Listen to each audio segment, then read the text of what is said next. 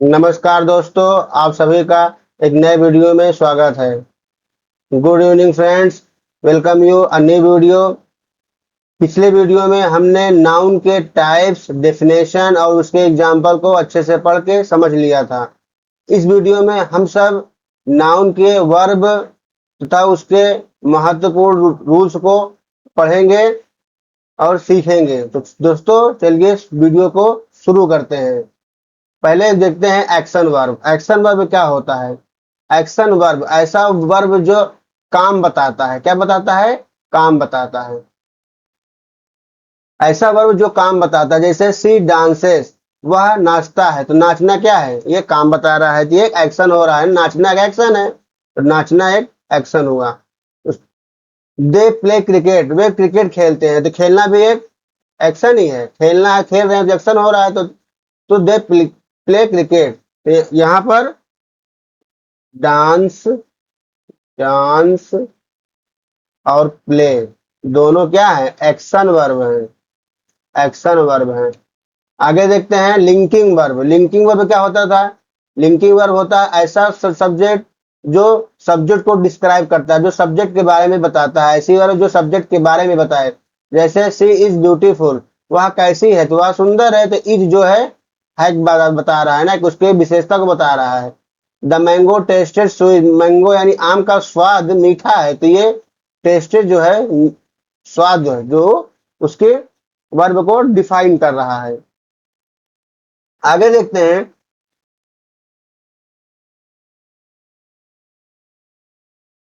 Verb के जो forms हमने पढ़े थे। वर्ब 5 प्रकार का होता था: V1, V2, V3, V4, V5।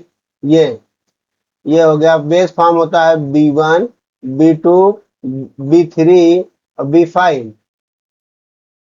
B1 में होता है become, became, become, becoming, become. ये स्लाइड पूरी आप लोग नोट करके याद कर लीजिएगा। जैसे बाई का हो जाएगा buy, bought, bought, buying, buy. Catch का हो जाएगा catch, caught, caught, catching. Choose का चूज, चूजन, चूजिंग। डू का डू, डिड, डन।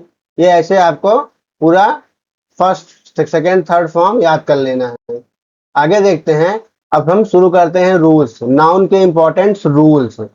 इसके लिए ये वीडियो है, रूल्स, ताकि हम उसका एग्जाम में जो रूल्स पे प्रॉब्लम आते हैं उसको हम सॉल्व करें। तो रूल नंबर 1 बोल रहा है every sentence must have a verb. प्रत्येक सेंटेंस, प्रत्येक कोई भी वाक्य है, उसके उसके में एक वर्ब जरूर होती है। प्रत्येक सेंटेंस में, every sentence must have a verb, यानी प्रत्येक वाक्य में एक वर्ब जरूर होती है। जैसे she write a letter, she writes, वह लिखता है एक पत्र। तो राइट्स क्या है? ये वर्ब है। बिना अगर राइट हटा दोगे तो सी लेटर कोई सेंटेंस बनेगा ही नहीं। तो इसलिए सेंटेंस कह रहा है कि एक सेंटेंस में वर्ब होना जरूरी है। तो she writes a letter. They play football, तो फुटबॉल भी एक, जो यहाँ पे एग्जांपल से हम समझ गए कि सेंटेंस में वर्ब जरूरी होता है। वर्ब नहीं रहेगा तो सेंटेंस पूर्ण नहीं होता है। दूसरा देखते हैं रूल। दूसरा रूल है use V1 in the simple tense. Simple, present simple, present, present simple, यानी प्रेजेंट इंडेफिनिट में हम V1 का प्रयोग करते हैं। V1 प्रेजेंट सिंपल में हम V1 का प्रयोग करते हैं। एग्जांपल देखते हैं। I play cricket, I play cricket, I के साथ V1 play cricket. They read, ये दूसरा रूल हो गया। तीसरा रूल देखते हैं यूज V5, यस या yes with the he see it और सिंगुलर वर्ब। V5 वर्ब यानी V5 वर्ग का प्रयोग कहाँ करते हैं? V5 वर्ग यानी एस और ईएस, यस या ईएस लगने वाले वर्ग को V5 कहते हैं। इनका प्रयोग ही, सी, सी, इट और सिंगुलर वर्ग में किया जाता है। सिंगुलर वर्ग में किया जाता है।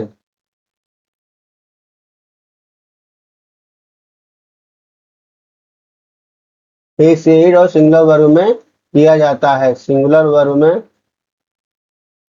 किया जाता है। आगे देखते हैं rule number 4 use V2 in the past tense. Past tense में हम सिंपल पास्ट, सिंपल पास्ट यानी पास्ट टेंस में हम V2 का प्रयोग करते हैं। V2 यानी सेकंड फॉर्म का प्रयोग होता है।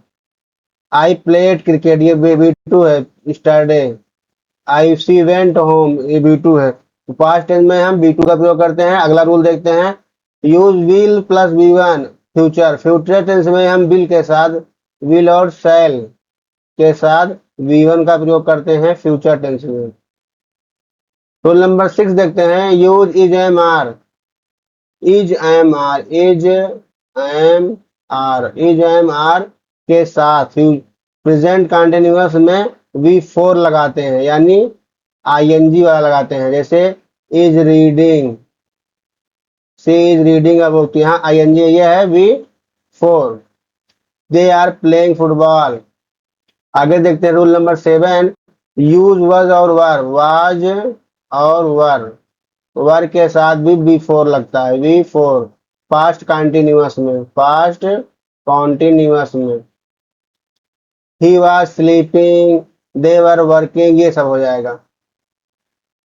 आगे देखते हैं, 8वां रूल है, यूज हैज के साथ, हैज के साथ V3 लगता है पास्ट परफेक्ट में। पास्ट हो प्रेजेंट हो दोनों परफेक्ट टेंस में V3 यानी थर्ड फॉर्म। तो I have finished my work, she has written a letter, ये हो जाएगा। आगे देखते हैं रूल नंबर 9, यूज हैड के साथ V3, हैड के साथ भी V3 लगता है। They had completed the work, they had gone homework. आगे देखते हैं rule number 10, use will have साथ V3, विल हैव के साथ भी V3 लगता है फ्यूचर परफेक्ट में। I will finish the project. अगला रूल है 11 number, after modal verb always use, तो सभी मॉडल वर्ब के साथ V1 का प्रयोग होता है। Can, could, may, might, must, should के साथ V1 आती है। She can speak English, we must obey parents, यहाँ सब ओबे स्पीक सब V1 होती है। आगे देखते हैं rule number 12, after to use V1, to के बाद V1 आती है तो इन्फिनेटिव बन जाता है। इन्फिनेटिव में V1 लगता है। I want to learn English, she decided to study. After preposition use B4, preposition के बाद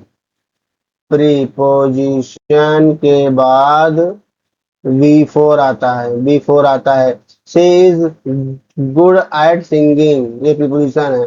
thank you for helping me. अगला रूल है rule number 15, subject verb agreement, singular subject singular verb लेता है। बहुत इंपॉर्टेंट रूल है, आपको subject verb agreement में काम आएगा कि सिंगुलर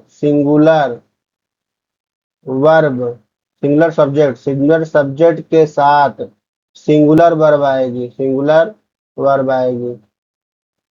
के साथ सिंगुलर वर्ब आएगी, और प्लूरल के साथ बेस वर्ब, प्लूरल सब्जेक्ट के साथ बेस वर्ब, यानी हर वर्ब तो प्लूरल होती है तो बेस वर्ब से बोल देंगे, बेस वर्ब आएगी।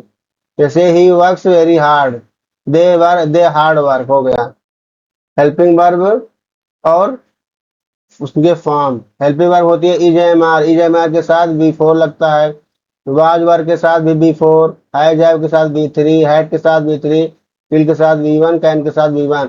आप लोग इस चार्ट को भी याद कर लेंगे तो जो जितनी हेल्पिंग वर्ब है उसका किसके साथ कौन सा फॉर्म लगता है आप लोग को अच्छे से क्लियर हो जाएगा। कैसी लगी है उसकी कमेंट करके बताएं।